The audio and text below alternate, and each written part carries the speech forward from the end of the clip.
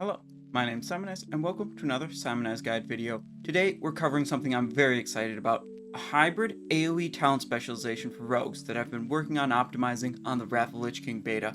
We're talking about new theory crafting. I cannot find reference to anyone trying to do this in raids from original Wrath of the Lich King. Our plan is to exploit the power of dual talent specialization to have this hybrid spec for AOE situations, and whatever standard talent specialization we please for single target situations like most bosses. I think rogues using this hybrid AOE talent specialization may actually have the strongest AOE damage output in the whole game. This video has a few different sections, so if you're looking for something specific, you can jump ahead to the different sections linked in the description. Let's start off with the actual talents themselves. The focus for this specialization is to optimize damage dealt with Fan of Knives on trash packs. We do that by taking talents that boost the damage per cast of Fan of Knives, and also by taking talents that gives extra energy to allow more casts of Fan of Knives. In Assassination, we get a lot of the standard fare. Malice, Poison talents, Fleet-footed for movement speed, Murder, Vigor, Overkill, Cold Blood, and Focus attacks all help our primary goal of maximizing Fan of Knives damage. The other talents are filler that will help us when we happen to be doing single target DPSing with this specialization. Focus attacks is the real big deal talent here. This will give us an energy refund with each cast of Fan of Knives based on the number of critical strikes. This means our resource generation will scale up with the number of enemies we are fighting. More enemies means more damage per cast of Fan of Knives like any normal AoE spell, and it means more casts of Fan of Knives because we get more energy back per cast. In combat, we take a few talents that help our primary goal of maximizing Fan of Knives damage, like Dual Wield Specialization, Close Quarters Combat, Blade Flurry, Vitality, and Adrenaline Rush. The really big deal ones here are Blade Flurry and Adrenaline Rush, offering us unmatched burst potential.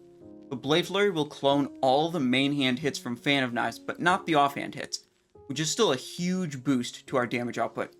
The Combat Potency talent is not desirable for our purposes because it cannot trigger from Fan of Knives hits. For the Glyphs, we go for Vigor, Fan of Knives, and Tricks of the Trade. Vigor is a very good one since these trash packs often don't last too long. That extra maximum energy on every pull lets you really unload quickly and front load a lot of damage. Glyph of Adrenaline Rush may sound good, but oftentimes trash packs don't even last the baseline 15-second duration of Adrenaline Rush, so increase the duration to 20 seconds is not useful very often. Just like we do with talents, we can boost both the damage per cast and the number of casts we can do with our gear choices as well. The main important thing to increase Fan of Knives damage when it comes to gear is to pick two very slow, 2.6 or slower speed weapons and use instant poison on both of them. Slow weapons scale up with attack power better since Fan of Knives damage is not normalized like the damage of Sinister Strike. This means slower weapons gain more benefit from attack power than faster ones do. Slow weapons also give a higher chance per hit to trigger instant poison, and that poison will account for a pretty substantial amount of our overall damage. Ideally, you want to have fist weapons to synergize with close quarters combat talent, but the weapons being slow is more important. There are some special weapons and armor that can be acquired specifically to boost Fan of Knives. Let's talk about those. There are three main contenders for items that have unique effects that are particularly beneficial to us when we are trying to do AoE damage to lots of enemies at once. These are Felstriker, Rod of the Sun King, and the blue level 50 Stormshroud armor crafted set. Rod of the Sun King comes from the final boss of Tempest Keep, Kael'thas. The item's effect has a 4.5% chance to trigger per hit, can trigger from Fan of Knives, and does not have any internal cooldown. While the rod is not a fist or dagger to benefit from close quarters combat talent, it is a very attractive 2.7 slow speed, which is great. The energy return effect works similarly to focused attacks, allowing each cast of Fan of Knives to refund energy and have us cast Fan of Knives even more. This is a really good item to swap on for AoE packs. For raiding, you'll want to enchant your Rod of the Sun King with a Berserking enchant. Felstriker is a dagger that can be solo farmed in the Blackrock Spire dungeon. I've linked a video in the description about how to solo farm this dagger. In most circumstances, Rod of the Sun King is just slightly better, but if you can't get a rod, Felstriker is very good as well. This one is a weird one, since you would not normally choose a 1.7 speed weapon for Fan of Knives due to the low chance per hit to trigger instant poisons from a weapon like this. Felstriker's effect is just so powerful that it overcomes that disadvantage.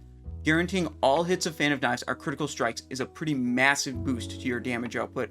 It has a low chance to trigger of only 2.8% chance per hit, and like the Rod of the Sun King, does not have any internal cooldown. When you get this buff, you really pop off. Everything crits, and everything refunds energy due to your focus attacks talent. The more enemies you're facing, the more reliably you can trigger this buff, because each cast of Fan of Knives gives more chances to trigger it. For raiding, you'll want to enchant the Felstriker with Mongoose. It's too low level to receive a Berserking enchant. Stormshroud armor may be the most surprising of all of these, as it takes up 3 armor slots to activate the set bonus we're after, but it is incredibly powerful. Usually you want to equip the shoulders and gloves, then either the chest or legs depending on which of your regular chest or leg items is weaker.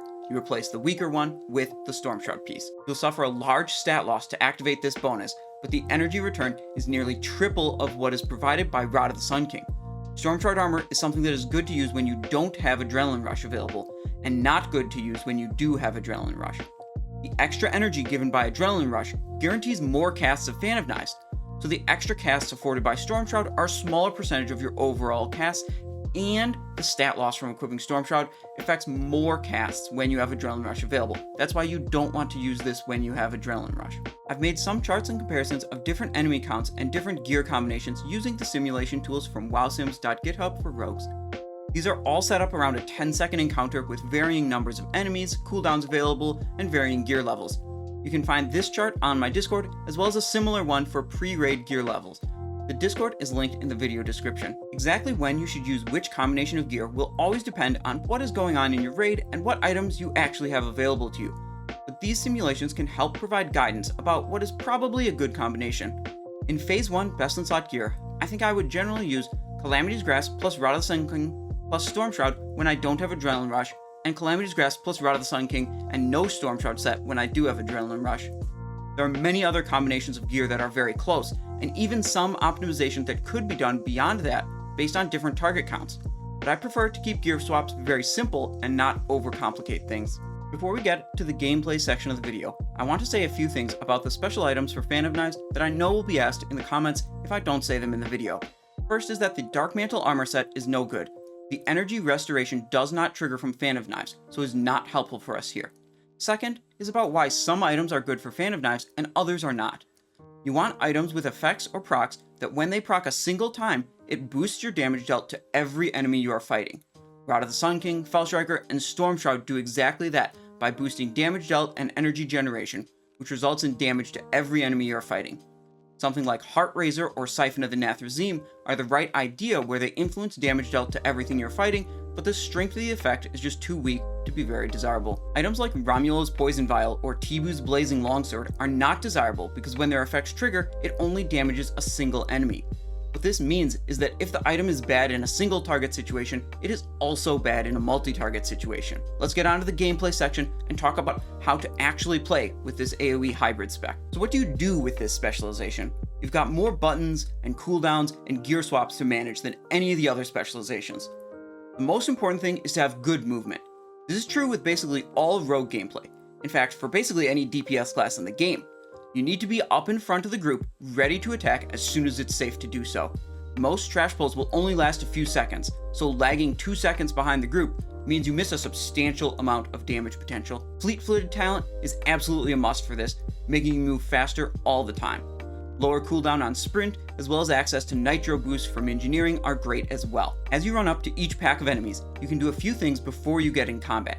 In fact, most of the difficulty of playing this spec well comes from doing the pre-combat actions properly. Once you're actually in combat, you can just roll your face on your keyboard that has 24 different binds for Fan of Knives. Anyways, the first thing you want to do as you approach a pack of enemies is swap to whatever weapons or armor you want to use. This is good to do before entering combat. Weapon swaps out of combat are free, while swapping weapons in combat will reset your auto attacks and trigger the global cooldown. It has a very real cost to it, especially in short trash encounters. Second, you should enter and exit stealth to trigger your overkill buff. This provides an extra 3 energy per second for 20 seconds, which is great. More energy means more Fan of Knives. Third, you should cast Tricks of the Trade on your tank. Your front-loaded AoE damage is massive, and most tanks will not keep up with the threat generation. Using Tricks allows you to attack as soon as possible, before the tank even touches the mobs, and also helps keep other AoE damage dealers safe by giving the tank a huge threat boost. Finally, the last thing you can do before even engaging the enemies is to press cooldowns like Blade Flurry and Adrenaline Rush. These each last 15 seconds, which is longer than most trash packs will last, so blowing them before you actually engage is not a big deal. Using them prior to engaging is done to conserve global cooldowns.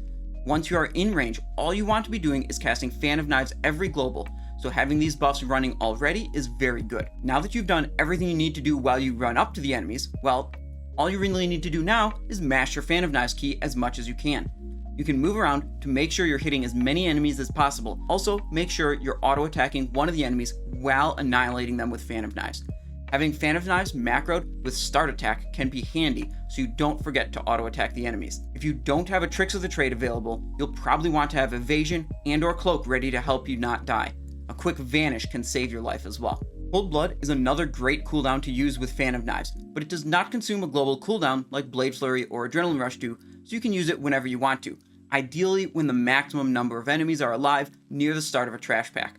It will guarantee all hits from your next Fan of Knives are criticals, and they'll also refund energy via focused attacks. At the start of this video, I said we don't use this talent specialization for bosses, just for trash.